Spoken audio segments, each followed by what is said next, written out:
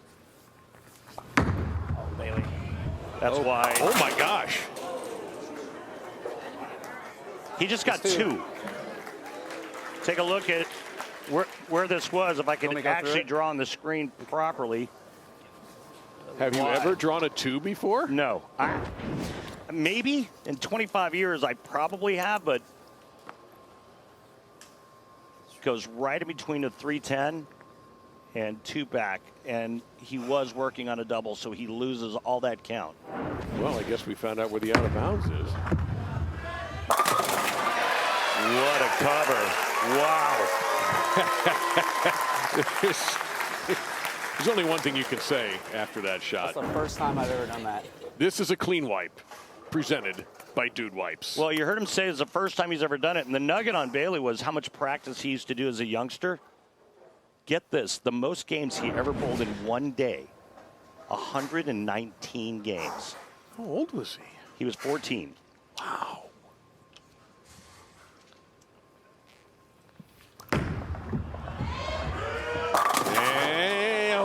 Easy. Damn. Man, he is a fortunate son right there. That's pretty good. Couple of 10 pins now for O'Neill on that right lane. Almost pocket 710. That would have been disastrous. 4-pin lead for him if he converts the 10. No trouble there for Bill, who has missed a spare in this match. This has been a strange one. We've had some bizarre occurrences. A foul, a 2, a 3-6-10 missed. Let's take a look at our 3D graphic here showing how the 2 players are playing this oil pattern. Bailey a good 6 and 4 left of O'Neill and about a 1 mile an hour slower using the same break point.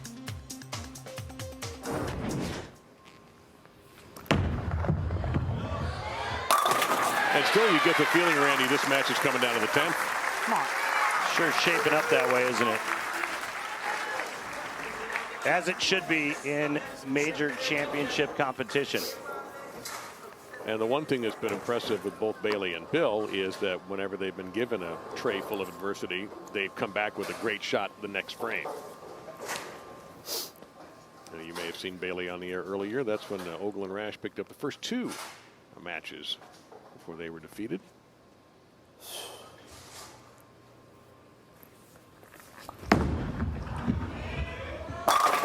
Yeah, really nice. Again, with the impressive ability to kick the adversity away, comes up again. Are we ready? We've seen it time after time, show after show with the youngsters, the new players coming out and just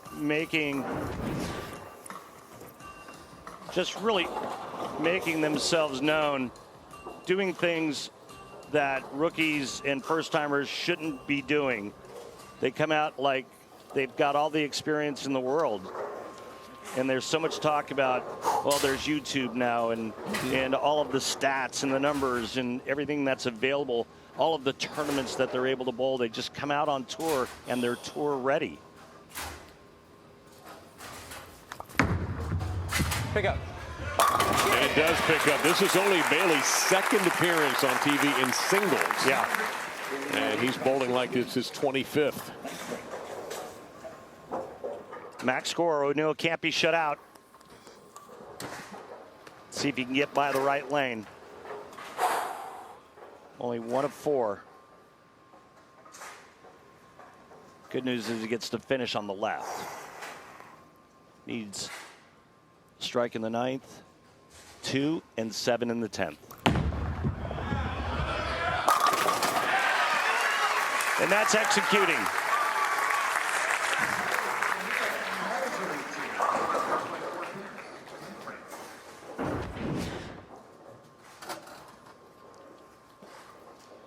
Just inside 2nd arrow, out to about 6.5. All right, so along this lane, Randy, strike in the 2nd, his 3-6-10 that didn't work out. Then a strike in the 6th and a strike in the 8th. So he's had just 1 bad shot. Yeah. 2 and 7 to advance.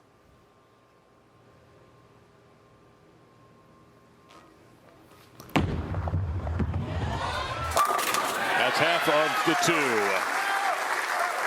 2. Understanding what it's like to have complete mind-body control is what elite athletes do in all sports. That is how you're able to execute at the highest of levels. Bill O'Neill looking to do it one more time here in the 10th frame.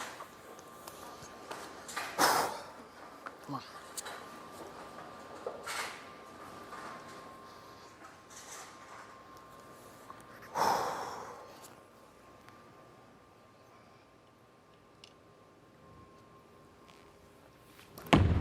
Be right.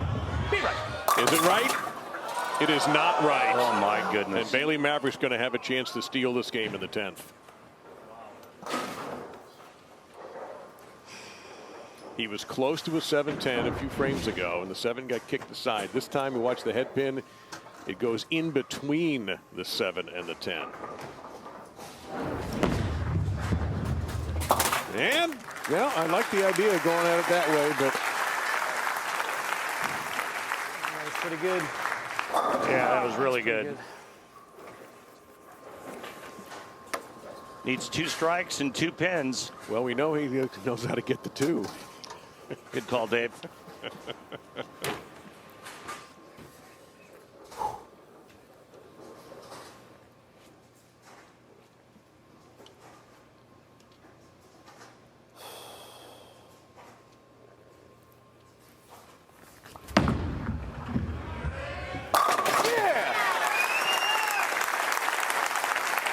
He covered a lot of bowling, impressed Completely. with young Bailey. You remember when we had Marshall Holman on the Roth Holman doubles, and he said, I didn't see a lot of bowlers that particular day he was there, but he saw one shot from Bailey Mavrick and said, I like him immediately because of the way he didn't fall off the shot. He posted up, Yeah. all of that.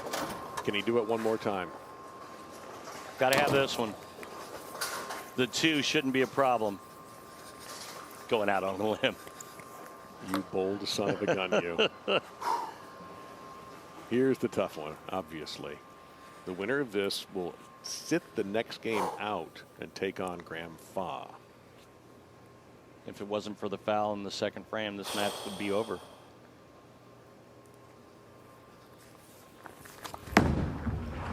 Play.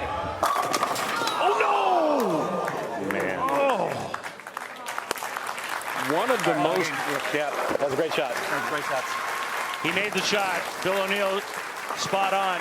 He made the shot, left the corner pin. What a bizarre match. We had a little bit of things you don't normally see on television.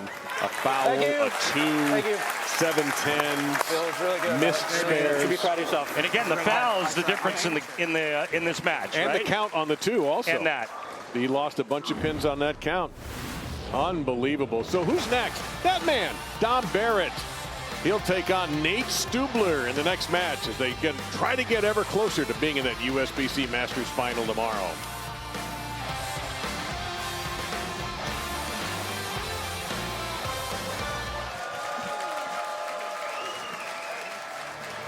And it's time for match number 2 here at the USBC Masters. Day 1 of 2 days of coverage. Today on FS1, tomorrow on Fox, noon Eastern. Well, it's time for the Firm of the Game, presented by Beatbox. And Randy, the 10th was dramatic. It really was. Here's the pocket 7-10 vicious messenger going in between the 7 and the 10. And Bailey Mavrick needed a double and 2. Got the first one. Aces this one only to leave that stubborn 10 pin. That's the Frame of the Game presented by Beatbox, the ultimate party in a box. Beatbox, what's your flavor? Please enjoy responsibly. So Bill will sit out for a little bit and take on Graham Fach. It'll be Nate Stubler versus Dom Barrett in our second match.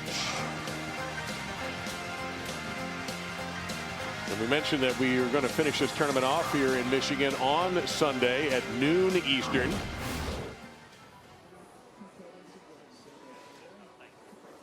And we already know that Gary Haynes and Anthony Simonson are on the show. The USBC Masters coverage for the 3rd major of the year will conclude tomorrow right here from Thunderbowl Lanes in Allen Park, Michigan. Anthony Simonson won the last time we were in this building. He has 3 USBC Masters titles, tied with the great Mike Albee and just one back of Jason Belmonte. Shows you what a bad man Albee was, in case y'all forgot. Yeah, what a career. And just, one of the things, by the way, we should mention that following this game, another Hall of Famer is going to join us in the booth. Chris Barnes is going to join Randy and I. Okay, perfect. Thanks. And it looks like we're ready to get this match started with Stubler versus Barrett. Hey, Nate. Okay, mate. Good. Whoever wins this goes out the run. That's the game plan, my friend. Well, whoever wins this is going to bowl Justin Knowles is what's going to happen. So Bill O'Neill goes into an interesting situation here, Randy. Normally when we have these shows, if you win, you keep going. Here, you win, you sit.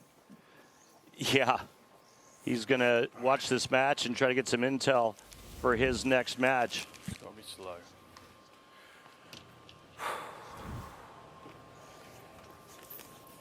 Now, Randy, Dom said something interesting. Most of the time, I hear bowlers say, oh, I went too fast, I got too fast, I got too fast. He just said, don't be slow.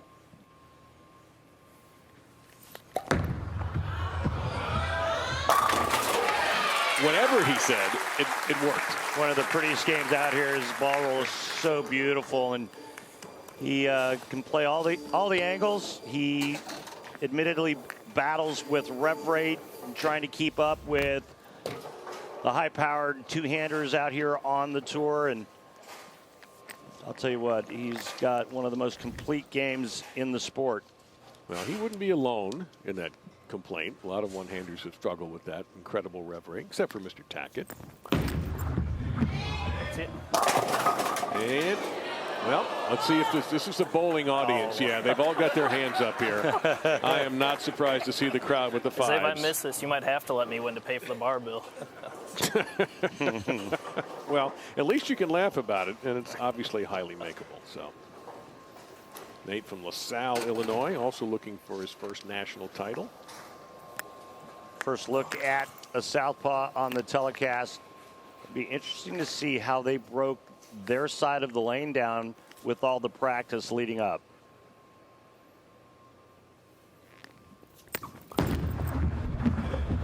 All right, he's off the hook. And again, not to highlight the age difference here, but in 2017, Dom Barrett won the Brunswick Euro Challenge in Munich. Nate was in the Illinois High School State Championship. He was the 2017 Illinois High School State Champion individual. Going with the 3D offset assault. Are you calling Dom Barrett old? No, experienced. No. 15 years as a pro, 10 PBA Tour titles. Nate, third year as a pro. You saw him at the Players Championship last year, finishing fourth in Wichita. Lost to Ryan Barnes. Yes, he did. And he was fifth in 2023 for the Harry Golden PBA Rookie of the Year. Hold on. Oh, it did.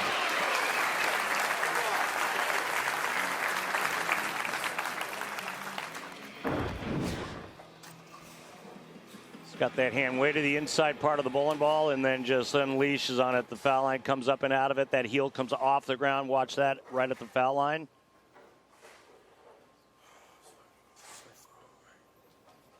Dead flush perfect.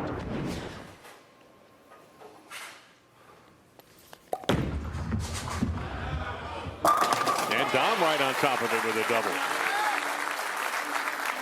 Second this season at the Pete Weber Missouri Classic. Lost to E.J. Tackett. But like you mentioned at the start of the show, destined for the Hall of Fame. Yeah, he's won the PBA World Championship, the U.S. Open, and the PBA Tournament of Champions. Also going with 3D offset assault. Players using very strong equipment. Yeah, that's a very strong strike and a three-bagger for Dom to start things off. He would be the first European to win all four of these majors. He is the first European to win the Triple Crown. And he would be only the fourth to own a Grand Slam should he emerge victorious. But he's got to get through today first.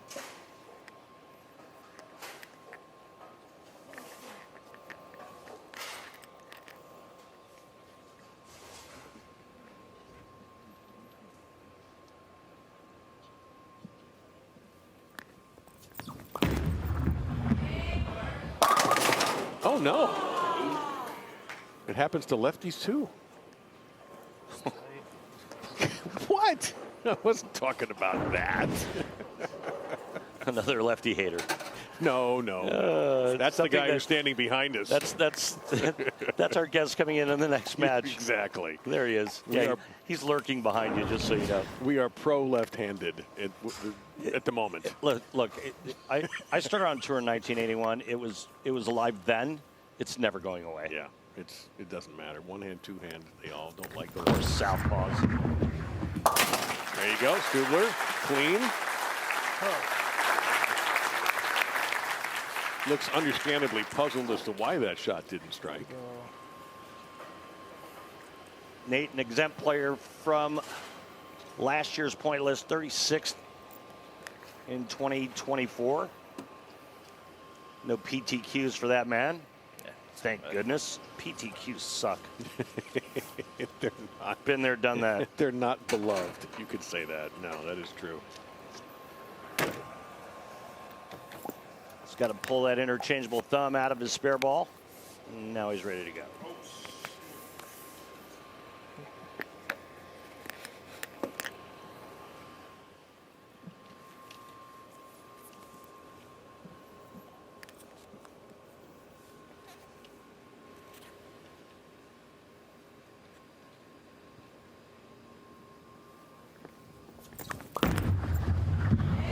See? And that one will leave him makeable, but still a difficult 3-9.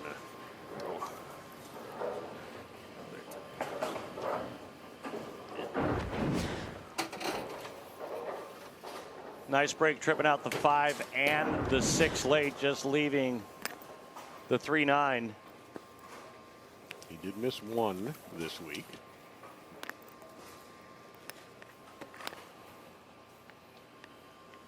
By the way, Hall of Famer Jason Couch, who's watching the telecast, just sent me a text. He wanted me to pass along to you right after this. Okay. Beautifully done. The Hall of Famer, 3-time winner of the Tournament of Champions, Jason Couch said, hey, you guys, be nice to lefties. Nah, get quick with it. Does he just mean him or all lefties? He means all lefties. All right, we'll try. There are some nice ones. Parker Bone the third, the great bone. Wait obviously. a minute, there are some nice. Well, he's a nice guy. He is. Everyone loves He's got Parker. he's got a couple Steve Nagy sportsmanship awards to verify that. By the way, his son made a nice run Brandon in the match play. Brandon made a great run. Yeah, quite nicely here. Oh, dude. Got a hook. Now look at a 2-8. You can do better than that. No 10 pin. That's the good news. Trust the friction.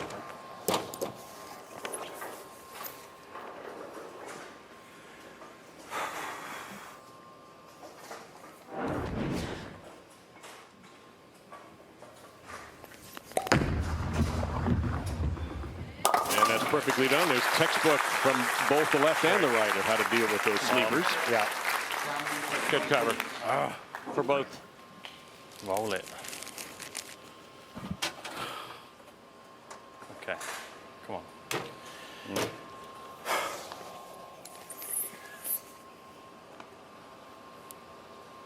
Oh.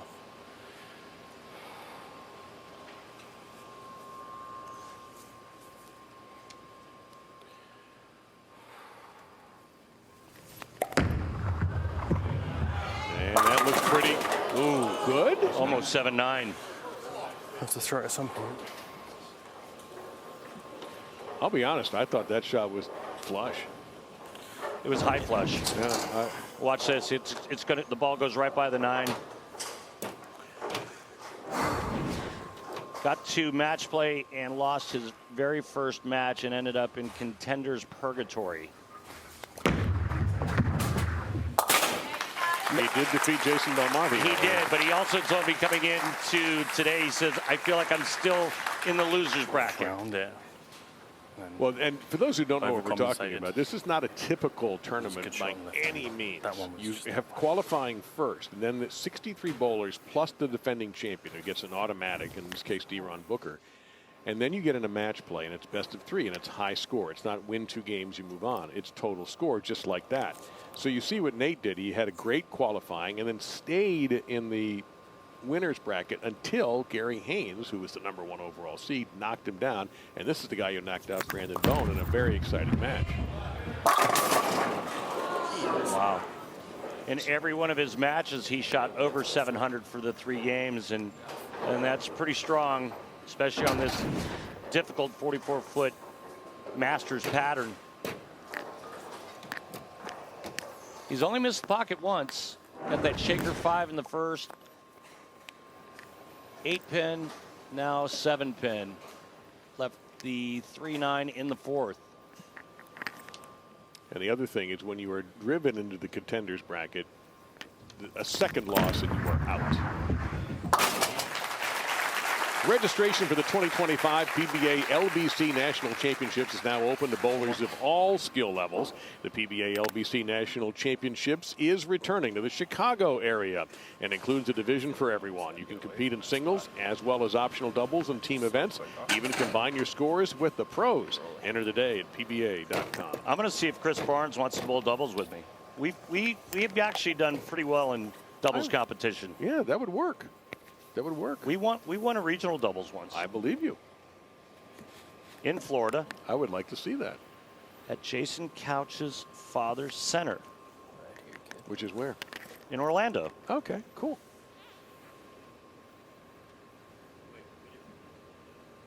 Uh-oh, there may be a correction coming on this dramatic story. Hold on, folks. Stubler puts 10 in the pit where they belong. Stubler trailing by 20 to Dom Barrett, the Dominator, trying to join Bill O'Neill to bowl one more game today. O'Neill is standing by to take on Graham Fach. The winner of this game will get Justin Knowles. We'll finish it up when we come back.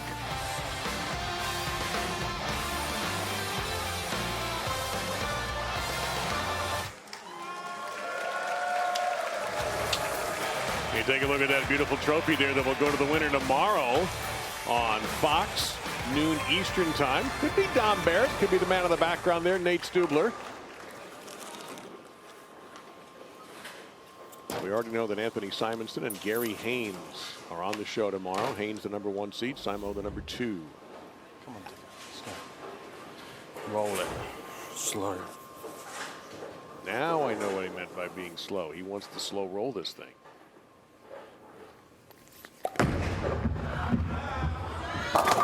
And he gets a mixer. Great lesson to be learned from the youngsters, the players maybe coming up through the high school programs, collegiate level. Watch Dom Barrett, takes 0 time, puts his hand in the ball and goes. Big fan of that. EJ Tackett's the same way. There's a few guys who still understand the pins aren't going to move. So there we go. He runs into the Ginger Assassin after qualifying 42nd. Anthony Nyer knocks him out. Then he takes out both Jason Belmonte, Kyle Sherman, and others. Oh, shit. Uh-oh. And he is a fortunate man to have just the 3-pin to shoot at there. That was by far his roughest looking delivery. So just to go back to finish up Dom's road to this show, Gene Perez has been coming on. Saw him make some impact in the World Series of bowling. And then Jorge Rodriguez Rosas, who got into a real rock fight with EJ Tackett and almost knocked Tackett out earlier. And then finally Dan McClellan, you see Dom with a 761 there. Saw Rasmus, one of the winners at the World Series of bowling.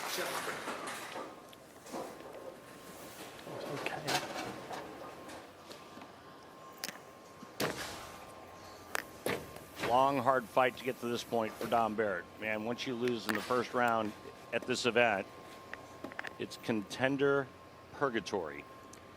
All right, so this lane has been purgatory for Stubler. 9 spare, 9 spare, 9 spare.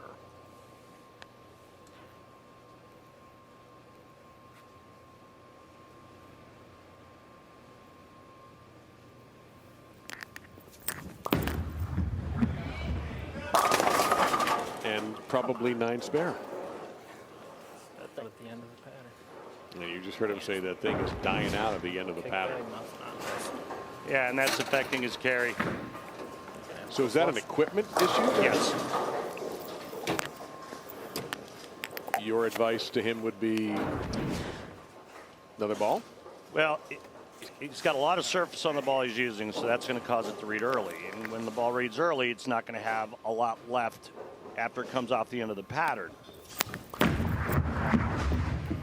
So in choosing the right ball, you're trying to create a little left and right of target so that if you do miss, you've got a little bit of mistake room. But also, you're trying to get your ball to go through the pins properly so that when you do hit the pocket, you strike.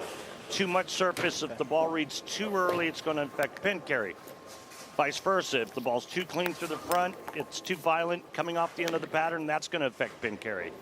He's 0 for 4 on that right lane. Left lane seems to be okay, but again, right now it is a carry issue for Stubler. Just the one miss in terms of pocket in the fourth.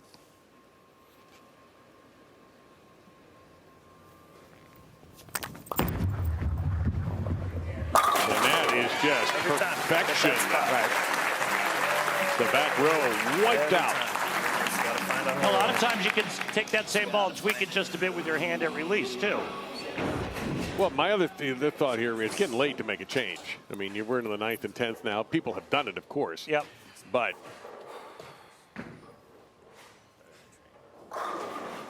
if the ball's reading too early, a little bit more side rotation will get it clean through, a little cleaner through the front. You want it to start a little bit sooner, a little bit more roll. Beauty. Just a classic game. Well, round one of the college basketball crown starts Monday on FS1 with Utah versus Butler at 3 Eastern. George Washington and Boise State at 5:30. Nebraska versus Arizona State at 8:30. And Georgetown v. Washington at 11. The college basketball crown, it's Monday on FS1. And again, watch how little time Barrett takes once he puts his hand in the ball. Second at the Weber Classic a month ago. Watch this now. Let's see where he's putting his feet, puts his hand in, gets set, and that's it. 3 seconds to his first step. Oh! Yeah, I thought that might be just a whisker high. That shot there held on for a long time, Dave. And that was a move left on that left lane. Look at the max scores. We may be headed for a tie.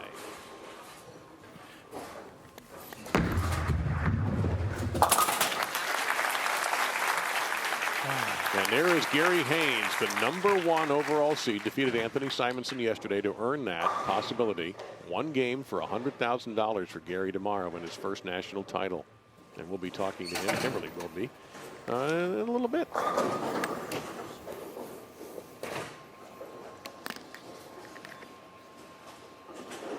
So, a tie, anyone?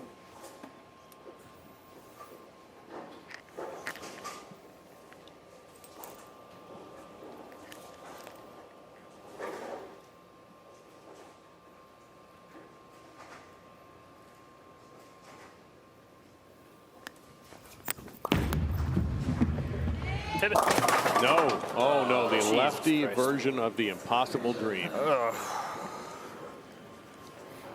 Worst time for that to happen.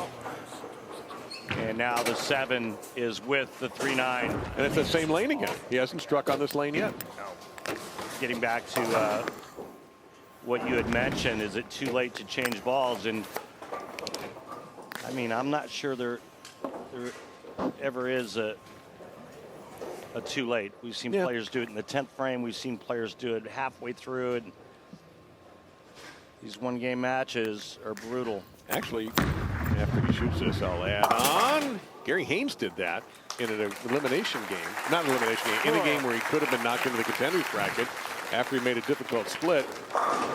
Switched balls in the 10th and struck out and won the game and stayed in the winner's bracket. So yes, it's been done. We've seen Simonson do it. We've seen other people do it. There you go. It can be done. And I'm not saying that he's made a mistake. It's just a random thought. So now the max 193, and Dom in a pretty enviable position here.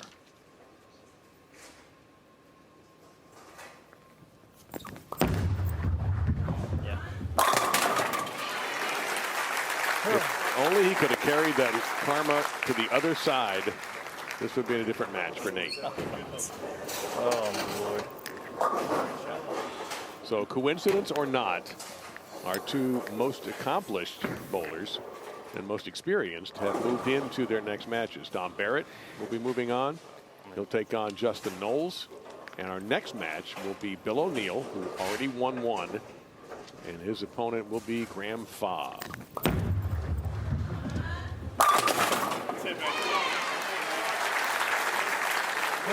Nate never struck on the right lane, and that was his undoing. And was a beast on the left lane. Part of the game. Probably why he chose to finish there.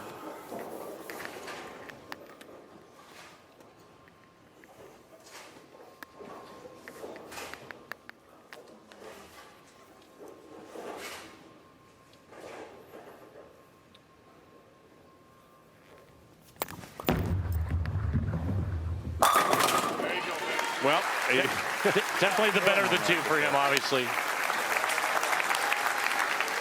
So a strong Masters for Nate Stubler has come to an end. Just bowl well.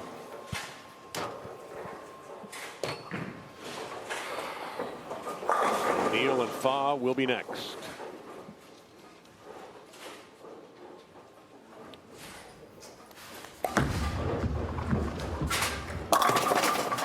So Don Barrett has moved on. He'll take on Justin Knowles following our upcoming match. Hall of Famer Bill O'Neill takes on Graham Fach in our third match today. The winner of that will be on tomorrow's show, so plenty at stake for the real deal and the lefty Graham Fach. Coming up.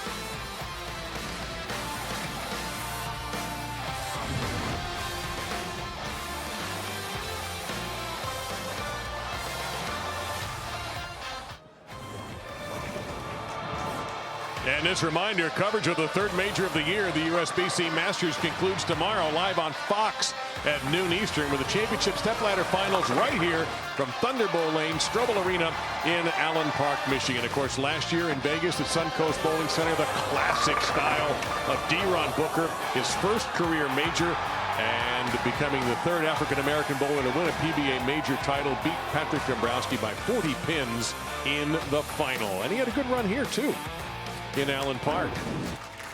Now, we may have a first-time Masters champion with our current #1 seed, Gary Haynes. And he had to defeat Anthony Simonson in order to earn that #1 spot. Those are our Bowl TV highlights, Randy. And Simonson wasn't very sharp in this last game, though. Well, he had a lot of distractions going on with things around him, and it really affected him, especially with his spare shooting. Missed a couple of single pin spares that cost him the match. And he just wasn't himself. He was distracted, he was irritated, and it certainly showed. Lack of concentration will always get you when you're shooting a seemingly easy spare. So that loss puts Gary Haynes in the #1 spot, and he is standing by with Kimberly Pressler. So, Gary, the first game in this tournament, you bowled a 147, but now you are the lone undefeated player, the #1 seed of a major championship. How did you make that happen? Honestly, bad games happen. I fought back, but honestly, the last game in the qualifying was probably the biggest turnaround for my week. Short breakdown, left a 2-4, 7-8, 10, somehow made it and tripled to be in match play. I had so much emotion that night. I had nothing left for match play, made match play so easy. Well, now that you've had a moment to let it set in, has it set in that you're going to be on national television tomorrow on Big Fox and you're one win away from a major championship? I'm not gonna lie, when I saw my picture up on the screen, I was like, wow, it hit me. It hit me. Hopefully I can ride a wave tomorrow, get feet under me, and make this happen. All right, we will see you in tomorrow's show. He's only going to have one game to bowl for $100,000 and a major championship in his first appearance on television. It ought to be something. Well, appearing on television. Speaking of something. Something these guys have in common. These are my bestest bowling buddies right here. This is big for me. Hall of Famer Chris Barnes, Hall of Famer Randy Peterson. And by the way, let's update the score of the last match. Dom Barrett able to win over Nate Stubler. If you see the final right there on the screen. So far, Chris, we've seen some unusual things here, but this tournament brings that out, doesn't it? Well, it does. We have one of the hardest patterns of the year. You have the pressure of a major, and well, when you come into this arena, one of the most historic venues we have on the PBA Tour, really anything could happen. Randy, we have an unusual thing with this format here. Bill O'Neill wins the first game. Normally, you guys win. Hey, I'm bowling again. Right. No. Now you go sit in the soundproof booth for a little while. Maybe you throw some practice shots. Any idea how that might affect him? They'll be fine. I mean, Bill O'Neill and Dom, they're veterans. One's going into the Hall of Fame this year. Dom certainly is destined for the Hall of Fame. Those two, they'll be fine. My question is, what is it going to look like for the two new players coming on, both southpaws? Left side of the lane with Stubler looked actually pretty good. Are they going to have an advantage heading into the next two matches? And remember how tough that right lane was for Nate. We'll see how it works for Graham Fach in his match coming up with Bill O'Neill. But first, speaking of questions, it's time for Go Bowling, presenting our episode of Kimberly Pressler's Pressing Questions. What's the worst thing that a bowler has seen written about himself on social media? Kevin, what is the worst thing that you've read about yourself on social media? Oh, can't tell you that one on live air. Sorry, everybody. Oh, that list is a mile long. Lately, they're on, I look like a little kid bowling that just got out the shower. I guess they don't like this hair. Well, I mean, is that a bad thing that you look young? No, I guess it's okay. You know, the clown of the PBA, you know, honk honk. What is the worst thing that you have read about yourself on social media? Somebody once said I was a nice guy. You are a nice guy. Matt, what's the worst thing that you have read about yourself online? That I have big eyes. When I was younger, they used to hurt. Now I find them quite funny. Did you ever read anything and were like, wait, this is not true whatsoever? Maybe, but most things are probably true that you read. For every nasty thing that I read about myself, I have, 1,000 really positive and wonderful, fans. So thank you very much for following me and saying the nice things, to the ones that say the nice things. I won't even ask my partners what the worst thing that's ever happened to them. We're going to watch Bill O'Neill and Graham Fach. Chris is going to join us in the booth when the USBC Masters continues on FS1.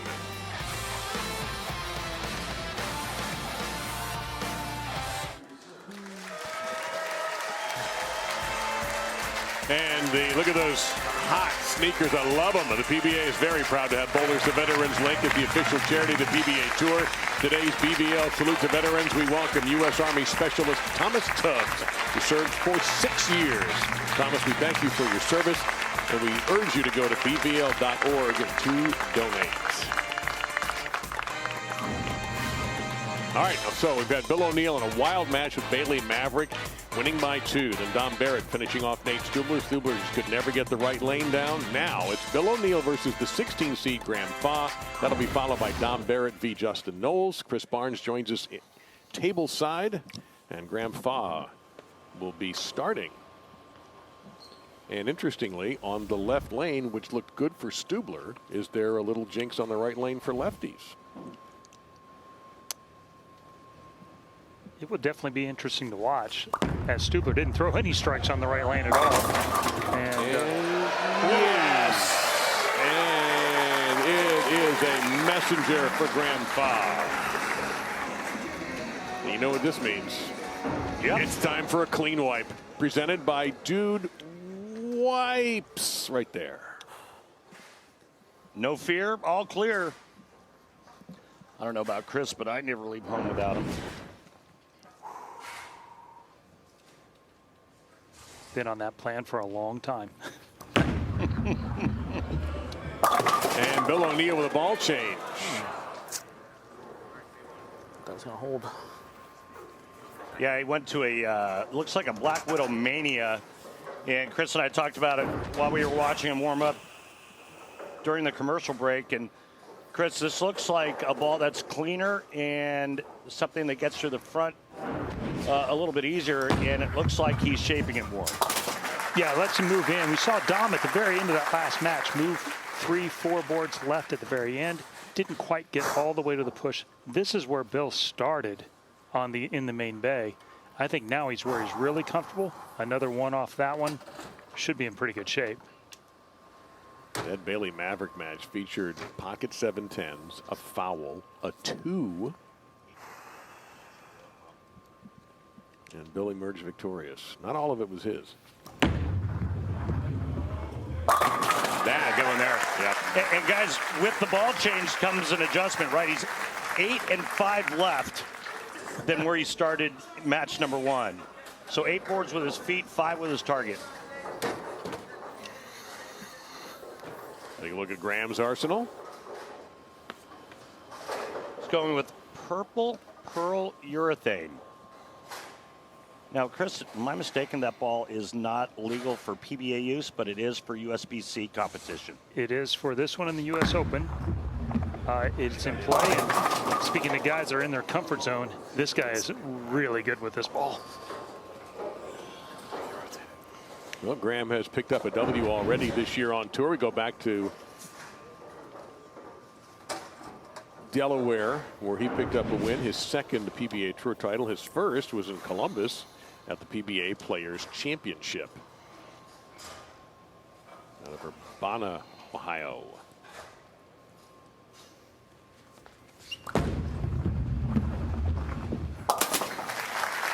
So let's go back to the great Mid-County Lanes and Entertainment in Middletown. He was the number 3 seed, took out Jacob Buttrick in an all-lefty final, 277 to 200. Took him on 3,261 days in between PBA titles. And, of course, he became the first Canadian to win a PBA Tour event in 2016 when he won that Players' Championship. And Chris, we kind of saw this coming from his from his great play at the League Series. Yeah, I think the last several years, things have started to line up. He's improved his game, added a few tools to it. He's looked like this type of guy here for a couple of years that can make shows on a regular basis. And you see that late kick of the 9 by the ball. Well, in this building in 2024, he was 4th in the PBA World Championship, so he's comfortable here. Yeah, he has all the tools. He's got a straight arm swing. He's got all that rev rate. And really, we're just talking about power, whether it's one-handed or two-handed. So that's immaterial for him, and he can make it hook as much as anyone on that side of the lane.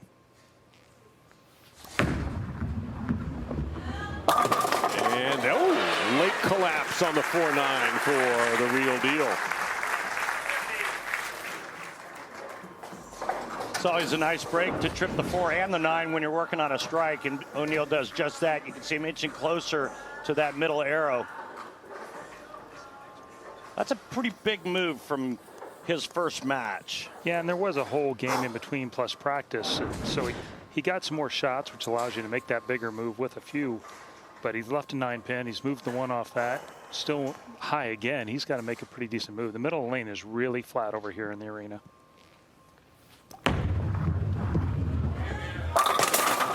Oh, damn it. We agree. Yeah, I think he really liked this shot, and is surprised it didn't come off of it better. But he got a little behind it. Yeah, he was looking for it to respond a little bit harder than that, and since it didn't, that's why the flat 10 standing. Yeah, I don't think he's upset about the fact it didn't carry. He's upset about the fact that it got to that spot when it didn't feel like it was. Felt like he threw it better than that. Well, Bill's still perfect on 10 pins here at the USBC Masters. We have one more match following this. It'll be Justin Knowles and Dom Barrett. The winner of this match will be the number 3 seed for tomorrow's television show. We see how Graham got here. Only if Bill O'Neill wins. Let me correct that. Only if Bill O'Neill wins. Here we see Gary Haynes by 1 pin in an all-lefty match. Knocking into, oh my goodness, that's off the mark. The second one on that lane by a left-hander. Now, the interesting thing, yeah, watch this. It gets tapped there and gets stood back up. It probably would have fallen. Interesting, both players have said that the right lane is tighter down lane. Yeah. Which doesn't happen very often. Most time you say, oh, okay, it's the right-handers think it's tighter. Yeah. Left-handers think it hooks more. It's usually the opposite, right? Mm-hmm. If it's tight for the right, it hooks for the left, and vice versa. And he decided something wasn't quite right, so he's just going to reset and go after this 5-pin again. Most likely there's a panel that's ever so slightly crowned, which is just enough. When the lanes are this flat, every minute 5/10,000ths makes a difference. Yeah. And the old pattern magnifies that based on what it is. Yeah. I mean, if you're bowling on an easy old pattern, you don't notice it. But when they get tough, it magnifies the topography. So it's a close match through 4. Only 9 pins separating these two. You saw Graham on TV another time. Back at Woodland in Indianapolis at the U.S. Open. Seems to like USBC events. I think bowling likes him these days, Chris. You're right. His game has just skyrocketed. Currently 6th on the points list with 4 top 10s. He sure looks the part to me.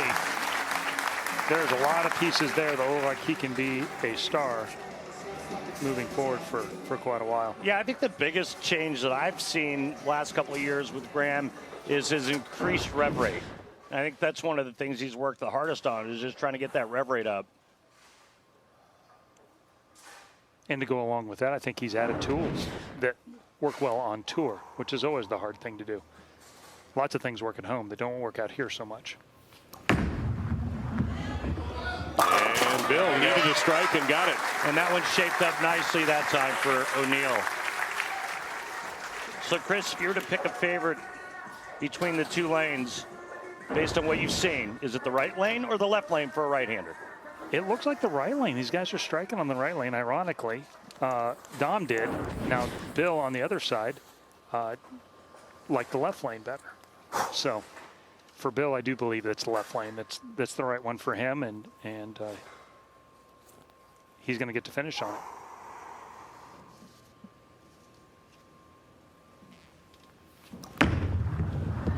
Read it.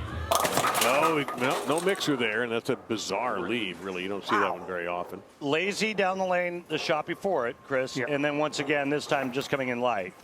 Yeah, and this TV pair has always been tricky. When it wasn't this surface, when it is now, the left lane is pushing through easy from that 15 to 25 foot range. The right lane hooks earlier and then gets a little laser down lane. Right now, his ball's actually going too long. Are you surprised at week 10 and then follows it up with that? I am. I don't think he wanted to move right. Most guys don't. So I think he probably just got a little softer, tried to hit it a little bit more. That's what it looked like. It looked like he tried to give it more touch, and it just scoots right through the spot. Yeah, it didn't come off it at all. Bill O'Neill, Graham Fach, one of them is going to make this show tomorrow. One of them is going to end up having to watch it. We're going to find out who when we return to this match on FS1.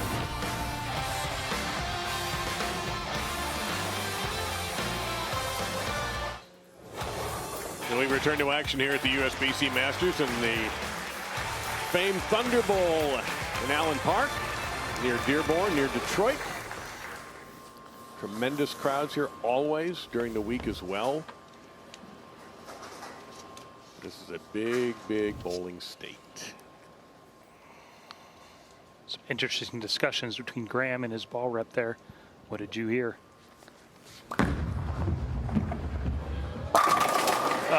What did I hear? Yeah. Well, I heard the same thing you heard. He was talking with Dino Castillo, and I'm not really sure Graham was buying in to the discussion. He wasn't, but what he did decide on and what he ended up telling Dean was a lot like what he did in Delaware. He had the flat 7 thing going on. He didn't want to get steeper. He just added more rotation, a touch slower, and all of a sudden that split the 8-9. Yeah, they were talking about, well, maybe getting a little bit more on it, and Graham was like, I'm getting on it. Well, that was his first strike on that lane. As you see, he has been perfect on the left. The right lane was kind of the undoing for Nate Stubler, a lefty, and that was Fach's first strike. On this lane, that'll be his first non-strike. And what he discussed there is he wanted to be a little more forward on that left lane, and now the left lane's giving him some of that flat 7 look. It'd be interesting to see if he makes the same move. 2-4 with urethane, that much surface, and you flat 7. What's the move? A little more rotation? I think he just does the same thing. That's his move. It's kind of been his tweak that's got him over the hump in these spots that are tough, whether it's match play or TV.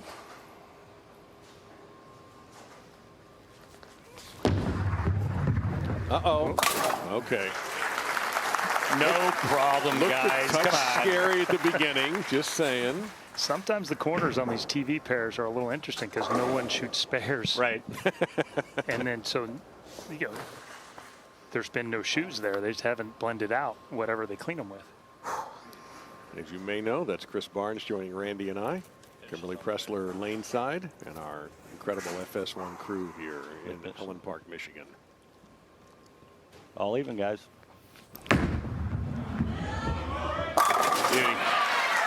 Chris, aside from obvious reasons, and I've watched Billy Bull since he started on tour, as has yourself, what is it about his physical game that you really, really like?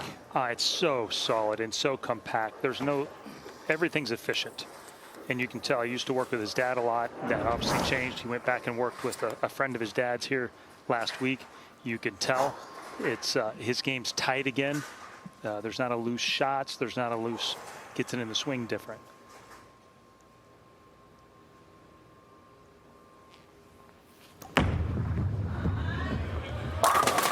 God, kidding me. Got the kick on the 10, but nothing on the 7. So, guys, in just continuing Chris's story about the family friend, Sam Nicole is watching Bill bowl the World Series of bowling. I asked Bill, I said, how was your World Series? He said it was awful. And then this guy, Sam, calls out of nowhere. He says, Bill, I think I know why you're not bowling well.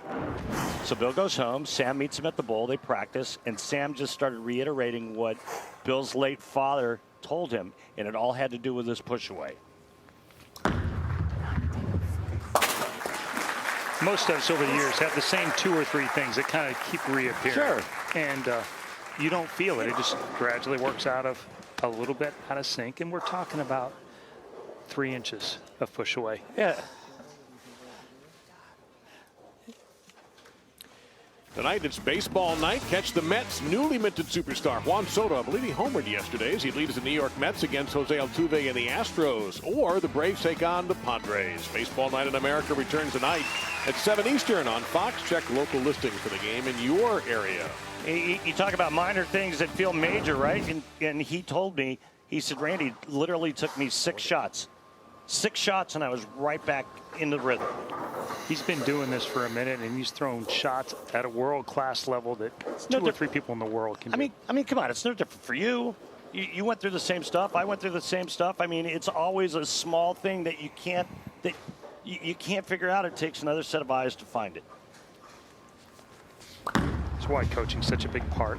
Oh, my goodness, an explosive ringing 7. It's brutal. That's everything he was trying to execute that they talked about in the break. And that's not a flat 10 for sure. Welcome to the majors. So, 1, you got to get to the pocket consistently. 2, you got to strike when you get there. And 3, both of those being very difficult to do. And now is when it gets really tricky because they're not easy enough to go, hey, I'll just move 2 left or a little slower and get it to come off of it. They're hard. So, yeah, so guys, I mean, it's like if you're in the pocket, I mean, how big of a move can you make, right? Maybe micromanaging, maybe a slight adjustment with the wrist, with the hand, rotation, whatever. But it's not like you can just jump an arrow or 2 to the middle part of the lane and just open them up. Yeah, to your point, if it wasn't urethane, you wouldn't even be able to add the more rotation. Yeah. With his rev rate, it would hook 3 more. On this, it just hooks a little bit. He gets another 12 to 18 inches more clearance before it rolls off of it. We head into the foundation, and they're 1 pin apart.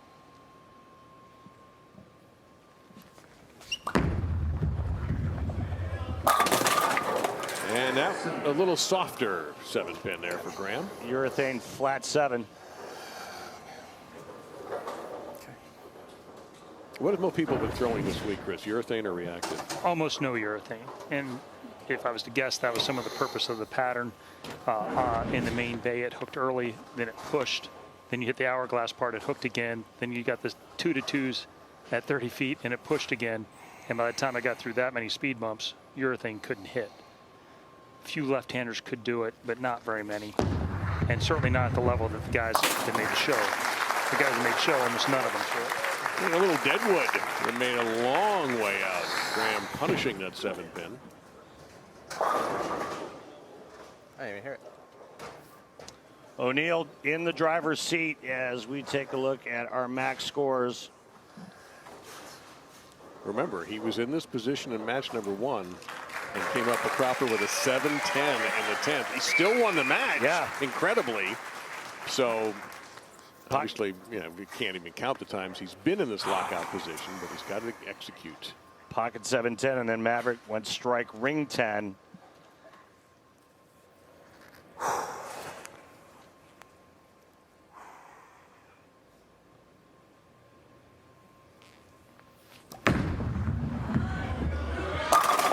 That right lane shaping up, guys. Just saying. He's done a magnificent job of managing what's normally the tougher lane of these 2 lanes. Now the tricky part is, I mean, look, watch Billy's head. It never moves.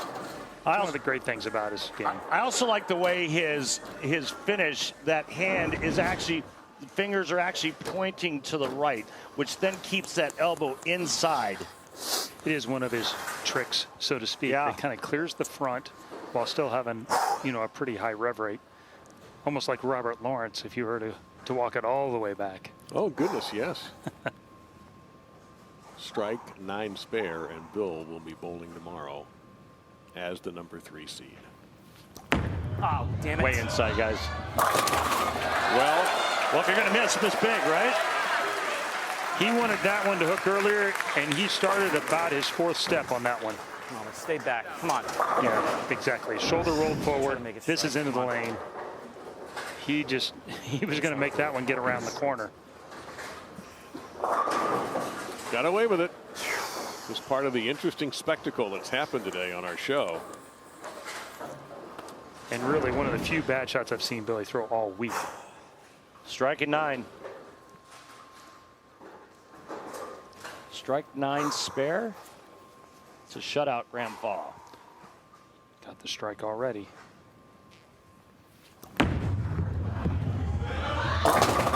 And he's going to have to shoot the spare.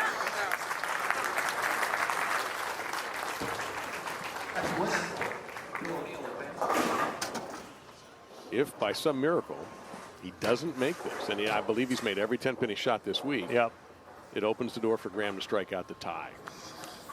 And we would have a 1-ball roll-off. It's a little further than 60 feet away, though, right now. It looks like about, you know.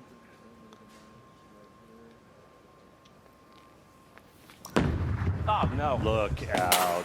Billy. Correction, 217 from. All right, Graham Fach's going to have to punch out. Now, that's the other thing. He has to execute. Once again, the 10th frame for Bill O'Neill comes a cropper. First 10-pin he's missed all week. Yeah, yeah. He was something like 38 for 38 or 39 for 39. You see some of the shocked reactions for the spectators here. And, all right, Graham.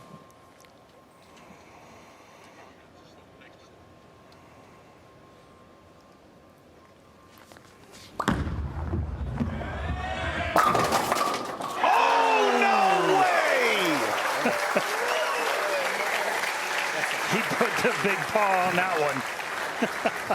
After the incredible break that Bill got crossing over, and then to miss the 10-pin to give Graham Fach life.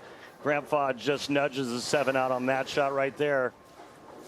But he needs 2 more just to tie. Just to tie, and that's the thing for Bill. He has to accept the fact he's gonna have to bowl again. If Graham strikes out, Bill's got to throw that in the garbage and start with a 1-ball match potentially. Ring 7 last time, flat 7 that time. Was able to get it out. Does he do anything different on the shot, do you think? Yeah, and I as tough as the pattern is, I think I would just try to execute as well as I could, not move or change a thing.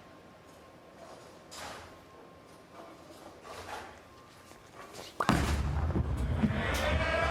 little softer, and he pays for it. Oh my heavens! Bill O'Neill is going to be the number 3 seed tomorrow. And maybe that was in the back of his mind, that late 7, but that was almost 1 full mile an hour slower than the last shot. It's almost impossible to not make any adjustment there, even if it's just subconscious.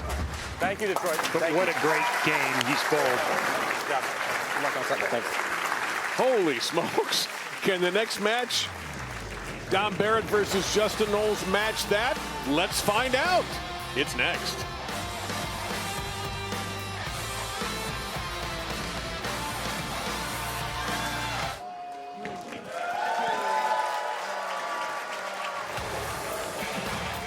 And that's the Stubler Arena inside Thunderbowl Lanes. USBC Masters down to 1 more match to set the field for tomorrow's championship at noon Eastern on Fox. We now know that joining Gary Haynes and Anthony Simonson, Bill O'Neill, and he's had 2 dramatic 10th frames. 1 against Bailey Mavrick, 1 against Graham Fach. Now it'll be Dom Barrett v. Justin Knowles for that 4th and final spot to bowl Bill O'Neill tomorrow. And with Randy Peterson and Chris Barnes, Kimberly Pressler, I'm Dave Lamont. You see Justin Knowles there. And by the way, Justin wanted to point out to me that those are University of Miami colors he's got going on here, my alma mater. So he wanted to notice that. So good on you, Justin. But this is a home game for him. He is a Michigan man from Okemos, I believe, or maybe Okemos. Which lane was tougher for the right? His home center is in Lansing, a little bit west of where we are. He's got a ton of experience in this building, and Dom's going to start left lane as they decipher which lane he's going to start on. But I think he just did he say Dom was going to start the match? He did. All right. That guy. Is Dom going to play deeper than what we saw with Bill O'Neill, Chris? No, I think he's playing on top of him, maybe a little bit left of him. Watching a couple of those practice shots, he started right in the same spot Bill was, maybe a couple right, and went high immediately. Had earlier hook. So, ready? All right. Oh, wait, good luck. You too. I think this is the right play too. I think you played your own strength at this point, which, having watched, looks like Justin would want to be on the left lane to finish and not mess around with that right lane anymore.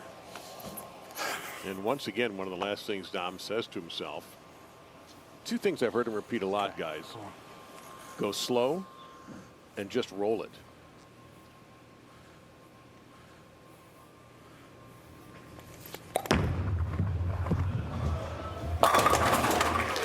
And there you go.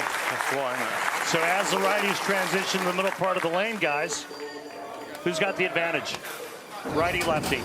From what I've seen so far, I would say right-handers. They're all through reactive. They all threw dual balls. They're all in approximately the same spot from Bailey's first game on. Everybody's kind of been 1 or 2 left of the guy before them, and so it should be developed.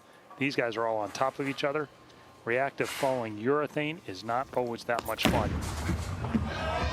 And Justin Knowles gets a ringing 7 to start as he's looking for his first national title. The 7-pin on that lane for the left-handers has been troublesome, to say the least. It's obviously harder to get the ball to go through the pins. We've seen 2 5-pins. We've seen multiple flat 7s, and now we've seen a couple of ring 7s.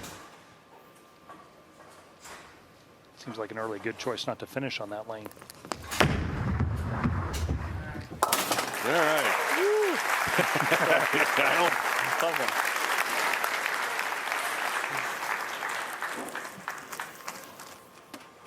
Somebody's a little nervous about shooting his first single pin on TV this time. 6th place finish to start the season in Delaware this year. Also 6th in the Shark Championship of the World Series. Here's his arsenal. He's going with XL. Look at the hook potential, one of the strongest pieces of equipment in his arsenal. And new to Rotogrip staff this year is Justin Knowles. Oh, and there was some nastiness on that. You were saying earlier, Randy, he has a little experience in this place. Yeah, he's won the Detroit Masters and the Michigan Masters, and he'd like to pull a hat trick off and win the USBC Masters here in this building. That's a pretty cool stat.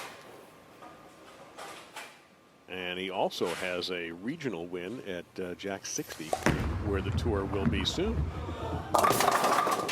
Whoa. Ew. Yeah, there's no point in being technical about that. Ew is just about the best analysis you can come up with. I think Dom, Chris, and myself were waiting for this ball to come around the corner. It never did. It looked good at 40 feet. It got to that last tracer, and it just blew right by it. It's a little bit what we saw Bill have on the left lane. I did not see any of his shots do that on the right lane. Got a chance. No, maybe you hit the wall and come back hard enough, but it did not open frame early for Dom Barrett. Take a look at the PBA Elite League standings. To the PBA World Championship, Motive. Gee, I wonder who owns for Motive. It'll come to me. Storm is second, Brunswick third, Global in fourth, and Hammer, Rotogrip, DV8, and Ebonite. I believe the coolest stat I'd heard that EJ by himself was in fourth before this week. So hard to believe. Oh, and that crossed over a little bit, and some early trouble for Dom to find the pocket. There's just almost no way to have that last shot to 810, and it's the absolute hardest thing to do at any level of bowling is not overcorrect for the one that just happened. Even with his experience, and it happens to all you guys. It just does. You have to fight it off. You have to just concentrate on the last really great shot and really throw that last one away. Compartmentalize it, so to speak, but it's super difficult to do. 16 miles an hour is some of the slowest ball speed we've seen all season. On the right lane, it was fine and it never slowed down. And thought I had a good chance of catching and slowing down. It didn't.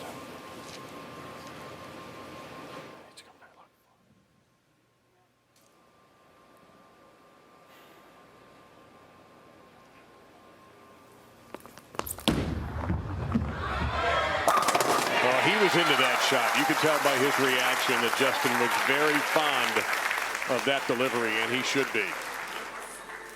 Talking with Justin earlier, one of the things he's been working on is trying to create more roll, more up the back to create a heavier ball roll, more end over end.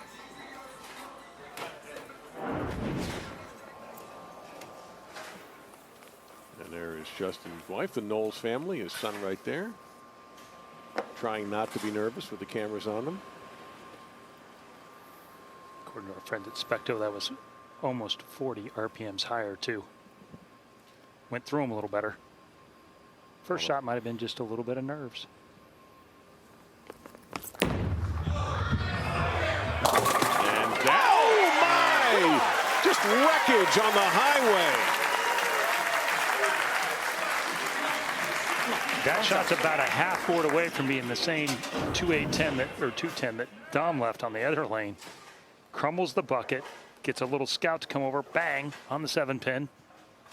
2.5 miles an hour faster with his ball speed.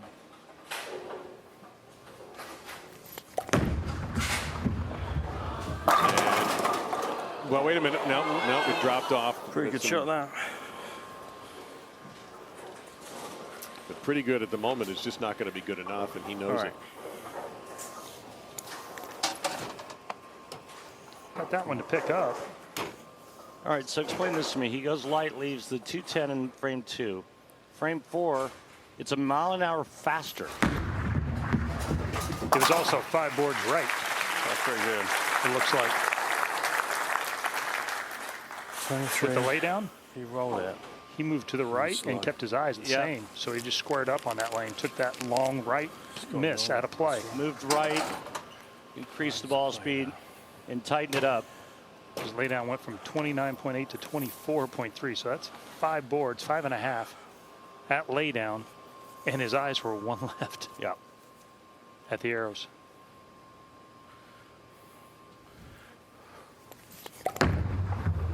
He's got to pick up. Did, but late. Well, you see the difference. Knowles just exploding the pocket, and Dom is not getting that same reaction. Part of it, of course, the miles per hour and the rev rate. Same kind of move on this leg, guys. Okay. Basically a zone move right with his feet, but not his eyes. You talked about different options. That's a big risk option right there. And he moves right and gets closer to the friction. Okay. And it could go anywhere in the front at this stage. Right, and so to get it through the front, you got to throw it faster and take a little hand out of it, no? Yeah, I would say he probably got a little more forward, got a little nicer to it at the bottom. So sooner and roller. There you go. At the moment, though, he's going to need Justin Knowles to take a step back and have a couple bad things happen, and that hasn't happened yet.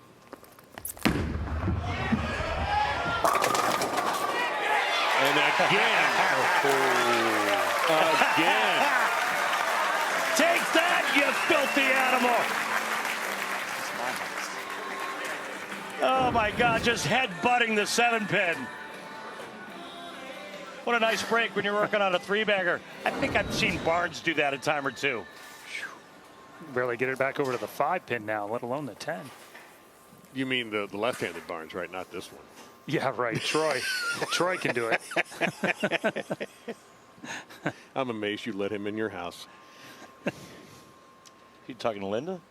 Two Hall of Famers race a two-hander and a left-hander. How much do they listen to us? Man.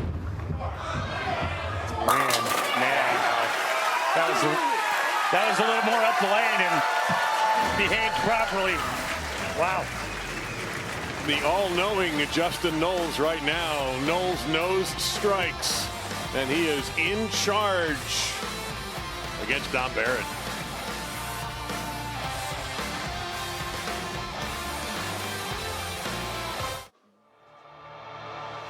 The PBA on FS1 is sponsored by Go Bowling. For friends and family fun, log on to gobowling.com to find a center near you.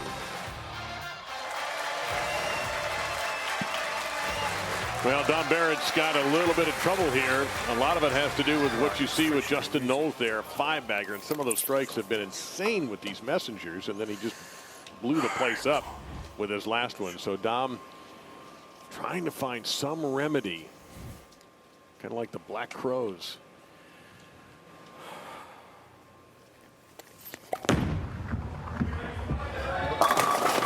I'm sorry, Remedy and Black Crows, what? The song. He needs a remedy, and he went straighter that time for his remedy. I love it. It's a good tune, man. It's a real good tune. Same. Roll it. All right, Chris. Moves right. Picks his ball speed up. You like the move? I didn't think he had any choice. He had to make a big move, take a big chance. This is closer to what he was doing in his first match. This will be the tell. He's got to strike here. So not only do you have to make the move, you have to make it with conviction, and you have to execute. Let's take a look at Justin Knowles, just power.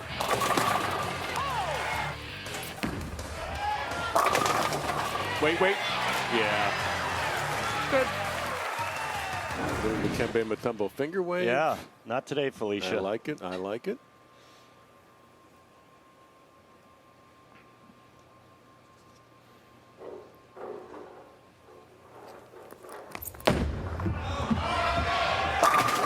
the hits just keep on coming.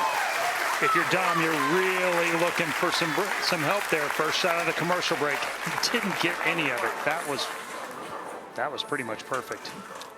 Justin had a really nice World Series last season, and still looking for that first win. And we've seen it before at the USBC Masters, Chris, where players have a breakout week and claim this title as their very first. think it's one of those things where the top 10 players or the top tier of players think it's the hardest tournament to win. And it is, because everybody's going after them. The middle guys think it's the one they have the best chance at. Oh, that's pretty good. Wow.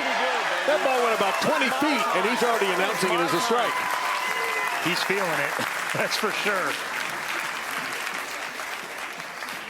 Well, you kind of feel like you look at Justin's career. He's been hovering around. You mentioned the World Series, Randy. That's pretty good, baby.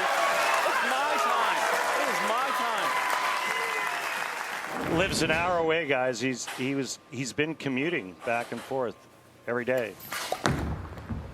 Home game. Ooh.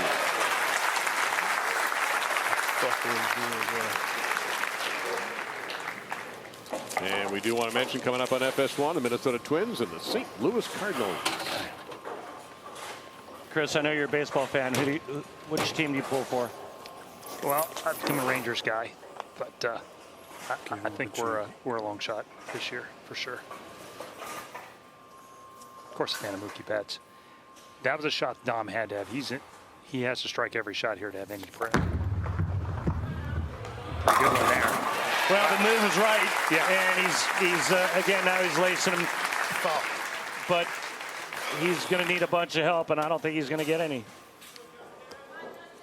This man here is locked in. Yeah, already on 250 pace. He basically just needs a mark at this point to lock things up, and he's feeling comfortable.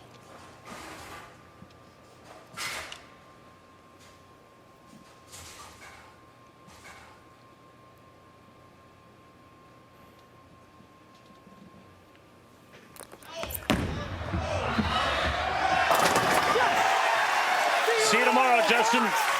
You will be taking on Bill O'Neill in the opening match tomorrow at noon on Fox, with the winner running into Anthony Simonson. Needs all of 3 pins on this first shot. So I like his chances. It's really one of the finest games. Hey, this is what you paid the big money for right here. Wait, paid? Well, allegedly.